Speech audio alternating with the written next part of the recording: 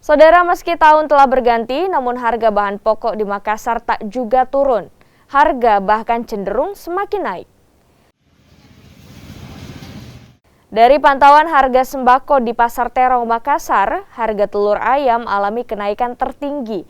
Saat ini harga telur ayam Rp50.000 perak, padahal normalnya hanya di kisaran Rp30.000 perak. Selain telur, minyak goreng curah juga terus naik. Biasanya dijual Rp20.000 per botol, kini melonjak mencapai Rp28.000 per botol. Sedangkan untuk minyak goreng kemasan 2 liter kini menembus harga Rp45.000.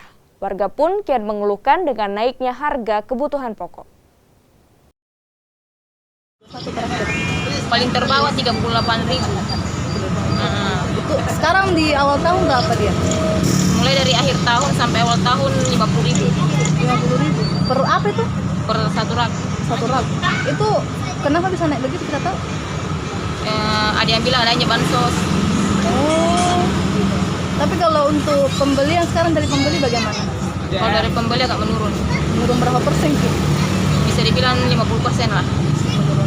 Ini kacang. Kacang.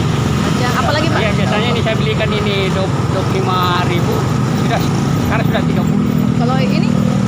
Ini dulu biasa masih 20. Ya, ini naik 7.000. Ya. Naik berapa kita? Naik 7.000. Ya. Sebagai pembeli bagaimana Pak? Ya, artinya kalau untuk masyarakat yang menengah ke bawah itu sudah pasti mengeluh. Pasti Ya, pasti mengeluh. Karena itu sudah jauh, terus terang itu mengeluh itu menengah ke bawah itu.